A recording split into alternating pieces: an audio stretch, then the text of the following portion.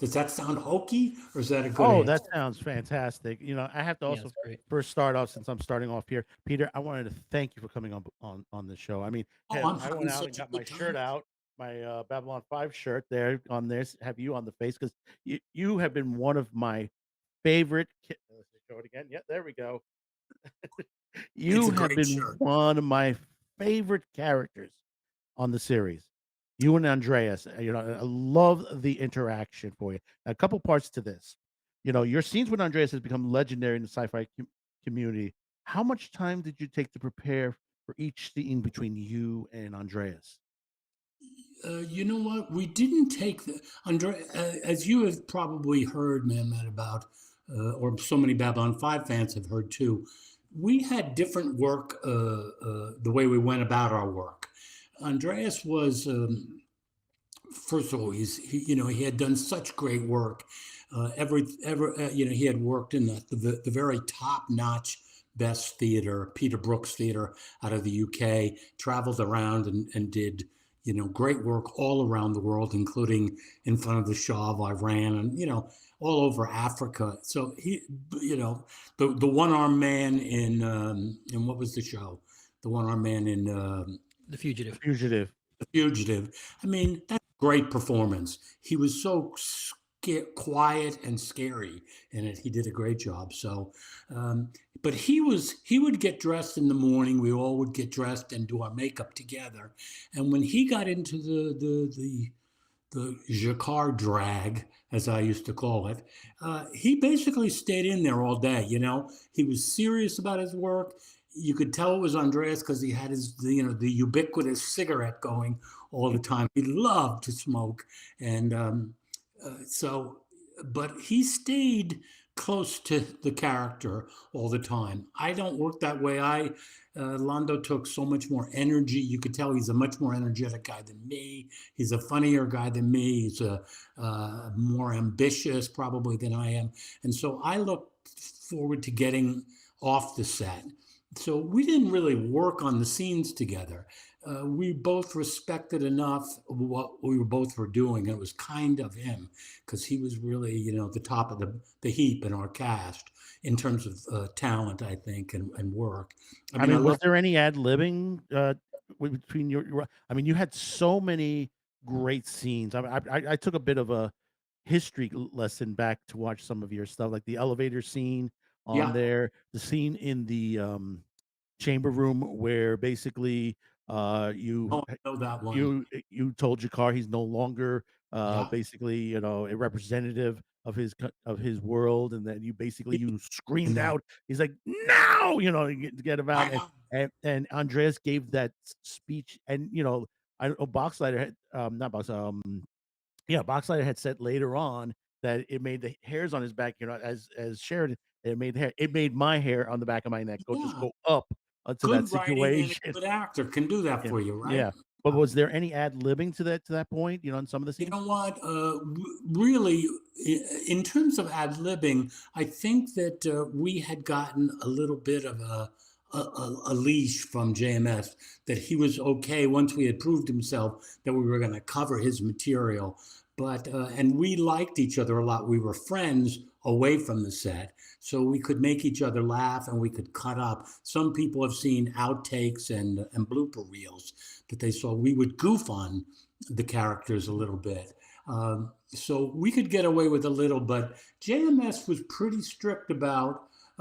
He wasn't a word to word person. You got to get it exactly right. Mhm. But he was. Once or twice, I think I went in and said to him, "I don't know about this scene, Joe, or maybe I could do maybe on my character." And he would listen kindly, Madman, and then he would say, "Yeah, just do it the way I wrote it." you know, he'd give you a cup of coffee and a bagel and listen to you whine for a minute and Mhm. then tell you, no, just do it the way I did it. It'll work out Mhm. better for you. Getting back to something you Go said ahead. earlier, Hmm. about makeup and all that. Now, there was always times that people had said Andreas hated the makeup. He never liked to be in a movie or a series where there'd be a lot of makeup on the face or anything like that. But he was Tomalak in Star Trek, Yeah. and then he came over and did Jakar in this, and it was a great makeup job for Jakar on there. But I said, Absolutely. I because I don't know know there's that some I people can that just comment about that really, yeah. man. I don't know that he was really. I don't think he hated the work, but I think he was, as I said, you just look at The Fugitive, for instance, and Mhm. no makeup there. That's Andreas, and he was wonderfully expressive, and so maybe he didn't like. But he certainly never, mouthed off about it, and couldn't have been more cooperative, considering the stuff they were doing. His makeup was many, many times more difficult and more restricting than mine. His was a full piece that covered his whole face. Right. Mine, as you know, just basically was from here up to put that bald cap on, and then the rest of it was painted on my face. So he had those big eye contact things he had to wear. A number of different actors came in to play the part that Julie Brown eventually played, his attaché, and they couldn't do it. They just couldn't do it. They couldn't wear those things all day over their eyes. They were too. So if Andreas did feel that way, I can't comment on that because he never complained to me about it. He was not a complaining guy by his nature. So Mhm. Okay, so I have a question from Lord Mathis out here. Was the nature of the relationship between Jakar and Londo in the writing, or was it the result of input between Peter and Andreas, or was it a bit of both, i.e., an effort between the actors and writers? well, really, that's it, the true answer. I mean, obviously, I've already said that good writing is where it's about. That if it ain't on the ain't on the page, it's not on the stage. So we appreciated that we had good writing, but Andreas and I were both actors who understood that our role was to bring who we were to that writing, and I don't say that it's part and parcel with JMS's work. You know that what you want to do with a character, even a character like Sid, who is no makeup but had his the crazy hair, that you got to bring yourself to the work. That's what you're trying to do. That's the ultimate job, is to be truthful if you can, and honest in the work, understand the script, and then mix yourself into the wonderful writing. So um, I can't get written out of the next script by JMS by saying this, but we were all together. Yes, I mean, I can't imagine. I can imagine actually somebody else playing my role, but I have a hard time imagining somebody else playing Jakar because he brought a real essence to it, and I may have brought an essence to it, but I would like to see somebody else play my role. When fans come up to me at cons and stuff, when I used to do those things and would do Londo Malare, that was really fun for me. I thought, you might be able to play a Centauri, and that goes for you, man. By the way, Oh, gee, thank oh you. yes, oh yes. Oh, If we could get really? you I in the you think I wig, could be just like you? yes, there you go. See, they can't, as Jimmy Durante, who nobody knows anymore, used to say, everybody wants to get into the Yeah. act. Uh, Yes. I Anyway, know it, Jimmy it, it Rave, was a yeah. combination of all of it. I Mm, mean, when it's done well, acting, the actor and the writer are both working together with the director, right? right. Well, I, um, you know I gotta say, sir, I believe, I agree, Andreas did bring a gravitas to that, but you did as well. I mean, I flop back and forth between you two as my favorite on the show. I hope none of the other actors are listening, but I mean, you guys were just great together, and each individually in the show. I mean, it was just, great acting. I loved it. But sorry, we I bad. had a ball snob, and you could see that. I knew I was in I knew I was in a great spot. Pig shit, I was happy. So Well, anyway, just wait. There's more thank you. coming these guys haven't seen, so it gets better. What did you say, Cam? I was going to say that these guys haven't seen some of these guys haven't seen the whole show. So Yeah, you've got you're right. we're in the middle of season 3 and you've got some really excellent stuff coming up still. Some arguably, the later episodes are some of the best. Third and fourth season, like any show, everybody gets better. The people who are filming it, the tech people, the people who are writing it. In this case, we had one writer, but all the actors start to discover you can hardly go to any show. I mean, if you go to whatever your favorite show, Seinfeld or Friends or whatever show, uh, the first episodes, the first seasons are troubled because people are trying to write the right stuff for the right people, and so yeah, good stuff to come up in Well, third and fourth season. That's right. well, Yeah. well, Peter, we're getting inundated with. It's just coming through now. I'm putting them up some of the chats, and they're all saying that you and Andreas are the keys to this show. So A, I a think little money they all goes a agree with long me. way. I'm sorry to tell you, but What's that, Snob? they all seem to agree with me that you two, you're Yeah. at least as equally as good. You guys made it. So yeah. Well, as I said, a little money goes a long way with some people. You get $10 out there, they'll say positive things about you. So I didn't have to spend that much to get the good reviews. But speaking of some of the shows that the episodes you've done now, more recently, you returned to the role as Londo Malari in the animated the Road Home. Yes. How was it to reprise the role in this recent animated movie? It was fun, and it was interesting. By that time, I felt, I just said, third or fourth seasons got better because everybody gets more practice. So I'm not as good a Londo as I was, in the middle of the third season of shooting him. So I suffered with that a little bit. I particularly missed. The original cast. It was the people who filled in for the people who have passed, gone beyond the rim, were great people and worked really hard at it. But it was not an easy. It wasn't easy for me to do. That's all. I'm also. Partly again with my theater background, but I'm also, besides a little over the top, I work physically a lot. My characters come out of how I walk, what I wear, So not having that under my to do. Anyway, it was a good experience, but it was a difficult experience. No Andreas, no Veer. I miss those people. Those people were really good actors, but really good friends, and we had great working relationships. So it rolled fast. You guys work together, right, as a team, or don't Yes. you? Well, then Right. it gets better when you work with people. What Yeah. was that? I said we try. I even Yeah. kidnapped Cam for my own show. Well, eventually you get better, right? When you work with somebody a while. Yeah. Let me ask you. I mean, this is with about because you and Andreas were fantastic, Londo here, but also you and Veer had such great interaction as well. I mean, you were so much. I see that you had so much joy doing this. I mean, it was really good to see these scenes with him on there. And then he's gone beyond the rim. He said that the interaction you had with him. I mean, you guys just hit it off. I mean, was it slow at first, or was it just like magic at the beginning? You know what? We had known each other. We both. He did St. Elsewhere, which was a great hospital drama. People like Denzel Washington came out of that cast.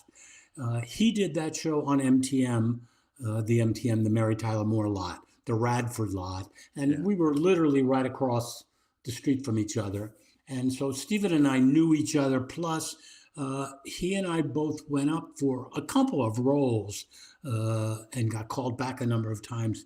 I forget, there was a movie with Michael Keaton and Christopher Lloyd, and I guess they were called the Dream Team, maybe, or not. Anyway, I mean, he and I went up on stuff together, so we knew each other as auditioning actors.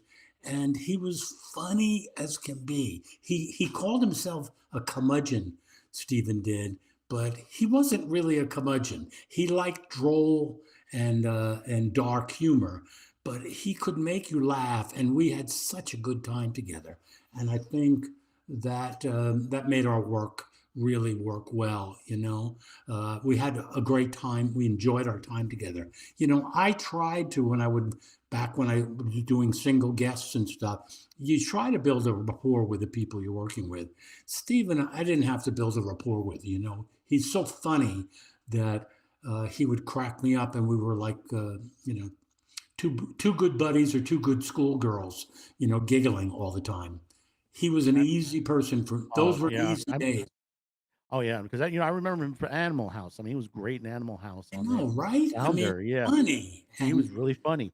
Now, the show always had the narrations and all that. But one thing I've noticed, and maybe some of the fans noticed, that you had let's see, the pilot, and then in the beginning, the narration. And it seems that JMS had you pegged as the true narrator of Babylon 5. I mean, do you think that was true with that, or was that you just JMS just said, "Yeah, go ahead, here, read it." the person to ask that question to, and so many of these questions, that's the person you want to get on your show. You can't get Andreas, you can't get me or Stephen, but you could get JMS if you were lucky, and he would be the person who could answer that. He told us we could look at the Bible and we could get an overview of the story if we wanted, but that doesn't mean we were going to understand it. And he had built it so he had trapdoors and stuff like that. And I think ultimately, when it was all said and done, I think he probably thought, yeah, it was Londo and Jakar's story, but like all good shows, the romantic relationship between Sinclair and Delenn was very important to the show. And then, as I said, all the other characters, all the Jerry Doyle episodes, all Andrea Thompson, and those all they're really important. But in a sense, I think by the end he had kind of revealed that in a centerpiece, maybe that's what he was looking for. But we spun out. He's such a good writer; he could work it all. In Now, terms of now the you, actual narrations, he yeah. just told me to do it, and I did it. Now you mentioned Andrea. Of course, we're already past that point where Andrea has left the show at the point, and Patricia has returned to the show because she was in the pilot and all that. How was it? How did you feel? When Andrea left and then Patricia returned, and you hadn't seen Patricia in a while since the pilot. Listen, Claudia at some point left. Jerry Doyle left, right? Those are part of ensemble shows.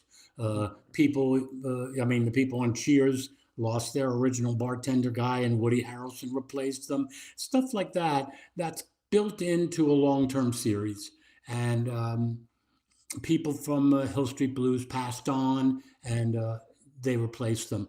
That's part of rolling with the punches, and sticking. My wife used to say to me all the time when I thought of myself as too important, she'd say, "Peter, if you drop dead tomorrow, they'd have somebody else in the Londo part so fast. You couldn't believe it." And she's right. It rolls on. My wife and I were reading Robert Frost stuff this morning because we got our snow and all that. So he's a wonderful New England poet, if you guys don't know him. But and one of the lines he said, his opinion about life is that he sums up life in 3 words: life goes on. And I can see that life goes on, and that's what happened when Andrea had to leave, and when Claudia had to leave, and all of them would admit, if they weren't getting treated fairly, or if they weren't making enough money, they had every right to walk and to leave, and should. I would encourage the same thing for me or Andreas or anybody. You got to be happy in your work. So if you're not happy anymore, in terms of doing the work with him, I must admit I've always had a crush on Andrea Thompson. So Even though she became so evil, it all the more enraptures me, that she became so evil. That's the part. Yeah, but then it's in a way, How about the Bester fact that she kind of was married to Jerry Doyle? Yeah, Yeah, but Bester kind of slipped. They said, yeah, we kind of did some bad things there. That's right. They Yes. kind of closed their character out to not to come back, I guess, at that point. As I said, Um, it all the what? more enraptures me. The worse you are, the more I like you, as Londo. He hung out with the shadows and Mr. Morton often. Oh yeah, yeah, Yeah. So yeah. Yes, he did. And I'm this is going to be out of the ballpark on here. From all the costume changes from the pilot through straight through to season 5, even though you were stunning in purple, did you have a favorite costume for Londo Mollari with the series? I really, it's difficult for me to admit this because I have such a big ego about myself. But at some point, I stopped watching. They were called dailies when I was doing Hill Street Blues because I couldn't believe that creature that was on the screen was me.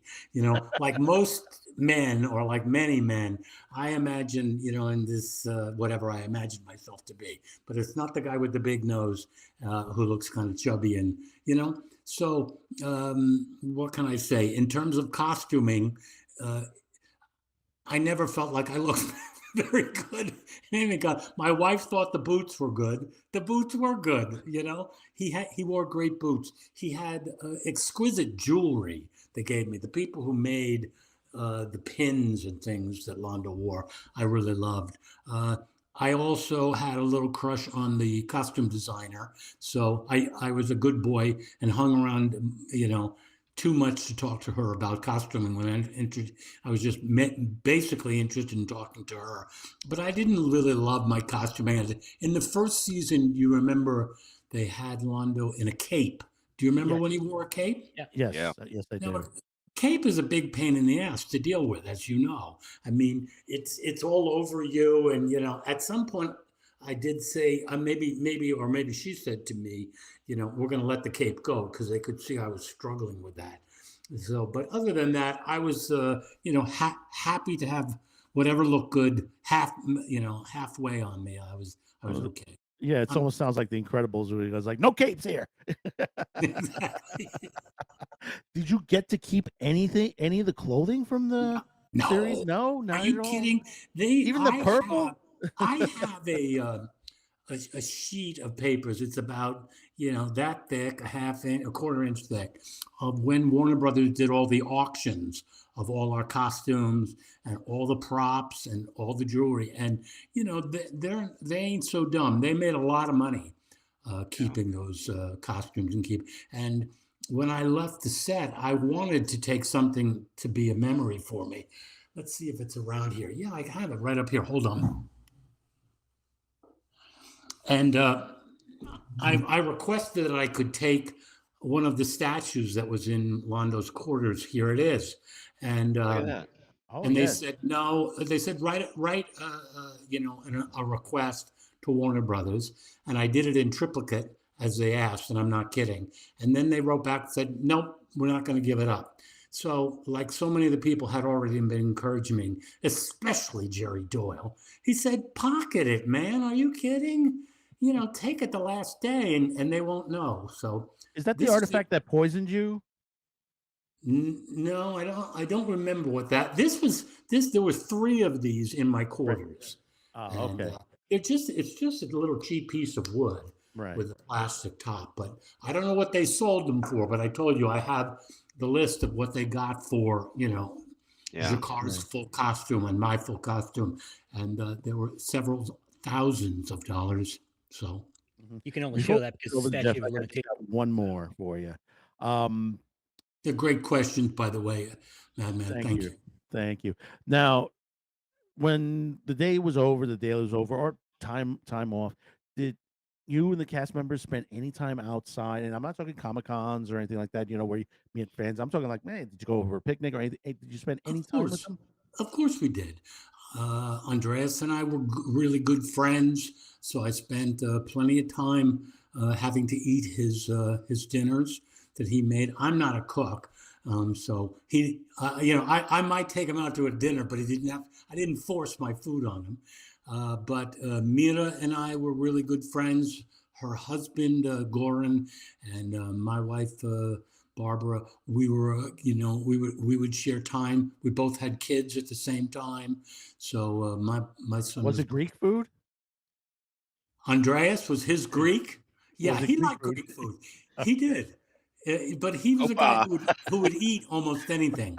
Ah. When I traveled with him on conventions and stuff, I was amazed at the stuff he'd put in his mouth. You know, he would eat anything. Andreas, he loved life. He loved eating. He loved smoking. He loved women. So he had a good time in his life. Andreas Great. did. Yeah. Before, just to get back real quick, 1 second, and I'll say this: as far as the boots, both you and Andreas had the best boots on the show, the entire show. Oh yeah.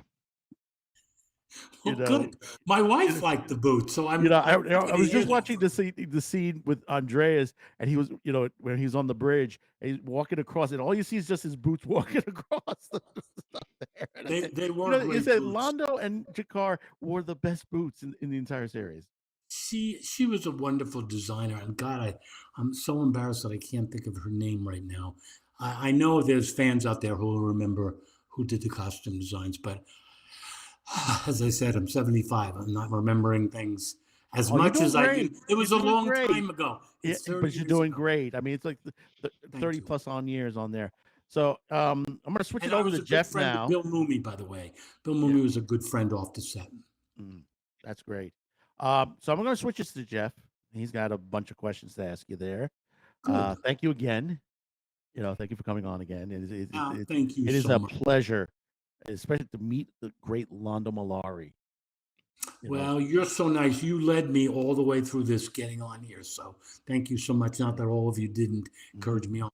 We also have to thank, before I switch it to Jeff, we also have to thank David Shifter, who also put us together on there. Old high school friend of mine, and he got us together onto that. And he was a friend of mine. Did you tell them what I said? We don't thank him. Just tell him to send me $100. $100. Right? Same I'm joke going to text him applies. right now on that. Yeah, really. I tell him I'll take checks from him. I don't think anybody else will take checks from him now in life. So tell him I'll take a personal check.